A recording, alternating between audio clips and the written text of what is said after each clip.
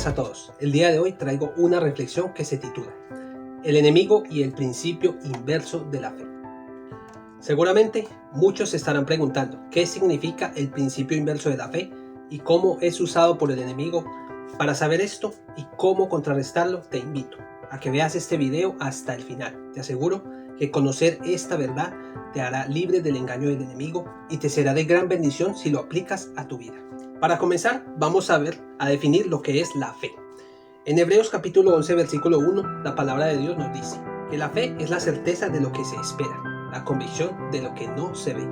En otras palabras, para que una persona pueda ejercer la fe, debe tener la certeza, es decir, debe tener el conocimiento seguro de que tiene algo. Sin embargo, ese algo en el momento inmediato no es tangible para la persona. Sin embargo, la persona que está ejerciendo la fe debe tener la convicción, es decir, debe estar completamente convencido, teniendo la seguridad de que ese algo que al momento no es tangible para él, ya lo ha recibido.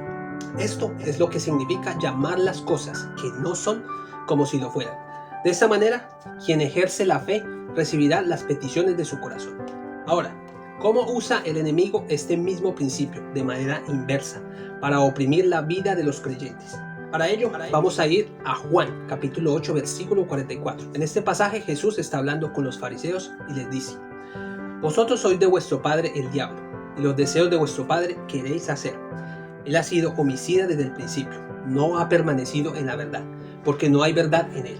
Cuando habla de mentira, de suyo habla, porque es mentiroso y padre de mentira. El enemigo es mentiroso y es padre de mentira, porque no hay ninguna verdad en él. Por tanto, su especialidad es el engaño, así como engañó a Eva en el principio y luego hizo caer a Adán, provocando así la caída del hombre. Así mismo lo sigue haciendo a día de hoy con todos los creyentes, sin que apenas podamos darnos cuenta, ya que lo hace de una manera muy sutil y por medio del engaño hace que nosotros mismos caigamos en sus trampas. La Biblia enfatiza en varios pasajes acerca de la importancia de cuidar las palabras que salen de nuestra boca. Sin embargo, a nosotros muchas veces nos parece algo irrelevante y no le damos importancia. Y es justo en esa área donde el enemigo aprovecha para lograr su cometido contra nosotros. En Mateo capítulo 15, versículo 11, Jesús dijo: No lo que entra en la boca contamina al hombre, mas lo que sale de la boca, esto contamina al hombre. Esto lo dijo Jesús refiriéndose a lo que decimos con nuestra boca, pues nuestras palabras determinan cómo es nuestra manera de vivir.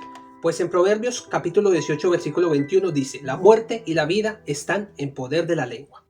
Así que si declaramos vida, tendremos vida, y si declaramos muerte, pues eso mismo tendremos en nuestra vida, o incluso en la vida de nuestra familia. Pues Jesús dijo en Mateo capítulo 12 versículo 37: Porque por tus palabras serás justificado y por tus palabras serás condenado. Ahora, ¿cómo funciona el principio inverso de la fe? La fe consiste en creer que se va a recibir algo, teniendo la absoluta seguridad de que ya se ha recibido, aunque en el momento inmediato no sea tangible. Lo siguiente es estar a la espera mediante la paciencia, hasta que se haga manifiesto, pues así funcionan las promesas de Dios. Se alcanzan mediante la fe y la paciencia. La palabra de Dios es una semilla que se siembra y se debe ir regando, es decir, declarándola hasta que se manifieste en la vida. Ahora, ¿cómo opera el enemigo mediante este mismo principio? Pero de manera inversa, es decir, negativamente. Pues por medio del engaño y la mentira, el enemigo logra hacer que la persona se autoimponga, que se apropie de cosas negativas para su vida que provienen de la mentira, que no existen, pero que se convierten en una realidad para la persona. El enemigo presenta una serie de circunstancias en la vida de la persona, con el fin de que desarrolle pensamientos en su mente, basados en las circunstancias que el enemigo le presenta. Estos pensamientos tienen como objetivo generar duda y confusión en la persona para lograr desestabilizarla, generando así un temor basado en la duda. El temor es una puerta que se abre y le da entrada al enemigo en la vida de la persona. Un ejemplo de esto es la falsa enfermedad. La mayoría de las enfermedades o síntomas que sentimos son falsos, provienen del enemigo. Sin embargo, estas son las circunstancias que él envía para engañarnos y hacernos creer que es real. Un ejemplo de esto es el siguiente. El enemigo envía una circunstancia a la vida de una persona, una sintomatología. Puede ser un dolor o algún síntoma que indique una posible enfermedad en la persona. De esta manera, la persona, basándose en estos síntomas, empieza a pensar que puede estar enfermo, y esto genera duda y confusión en la persona. La duda y la confusión producen un temor en la persona al pensar que puede estar enfermo. El enemigo se encarga de que la persona no pierda el enfoque en lo que él quiere que la persona acepte, es decir, en la condición de estar enfermo. Y esto ocurre cuando la persona empieza a declarar su condición, bien sea a sus círculos cercanos, a sus familiares o a alguien más.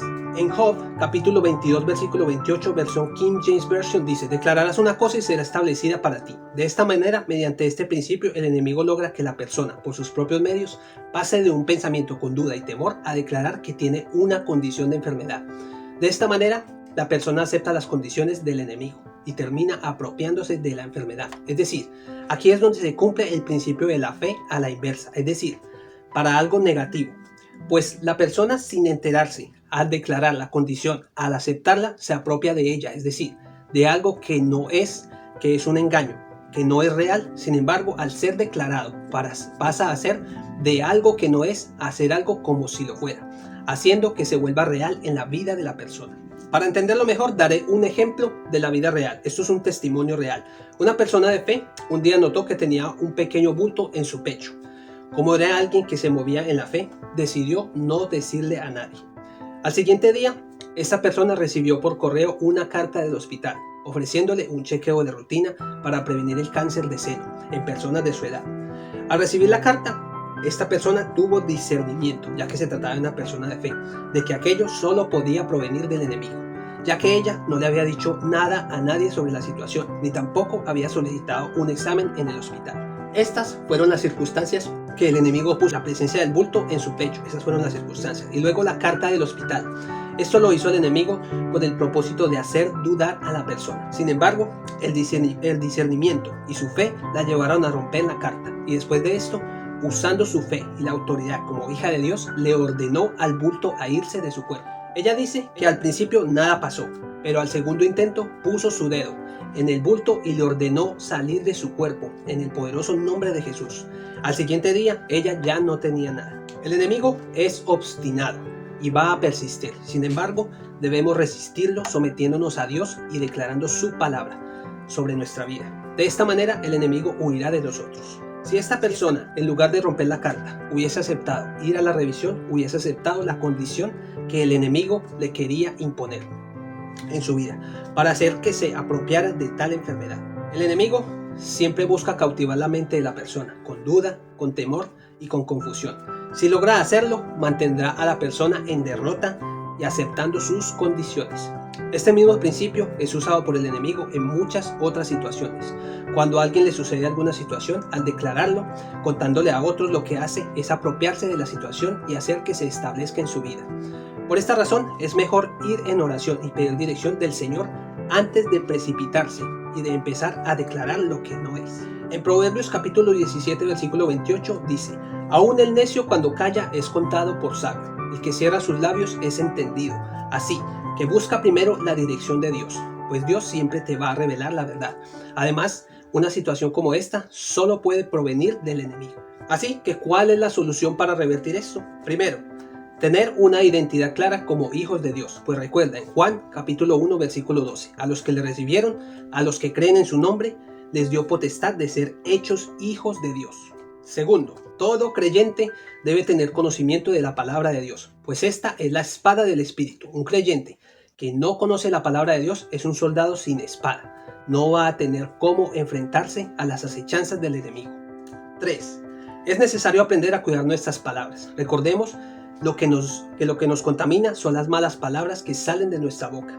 Lo negativo que decimos acerca de nosotros mismos, debemos aprender a declarar la palabra en nosotros. Cuarto, tener presente este principio aprendido en este mensaje. El enemigo usa frecuentemente esta artimaña. La manera de contrarrestarlo es por medio de lo que dice la palabra de Dios acerca de nosotros. Si eres un hijo de Dios, obediente a la palabra, el enemigo no tiene ningún derecho legal sobre ti.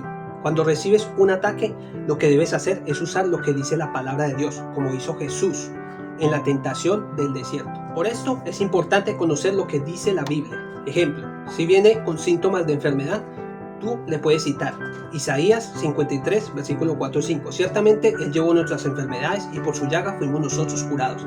Decirle, Jesús se llevó todas mis enfermedades en la cruz y por su llaga he sido curado. Y decirle al enemigo, no tienes parte ni suerte en mi vida, así que vete fuera en el nombre de Jesús. Rechaza todo síntoma. Dile, no te acepto, renuncio a todo síntoma o dolor. Ordénale a todo síntoma, a toda dolencia que se vaya fuera de tu cuerpo en el nombre de Jesús. Hazlo con fe y con autoridad y verás lo que sucede. No olvides siempre dar las gracias a Dios, porque siempre la gloria es para Él. Medita en la Biblia, ten comunión íntima con el Señor y podrás llevar una vida victoriosa en Cristo. Que el Señor los bendiga.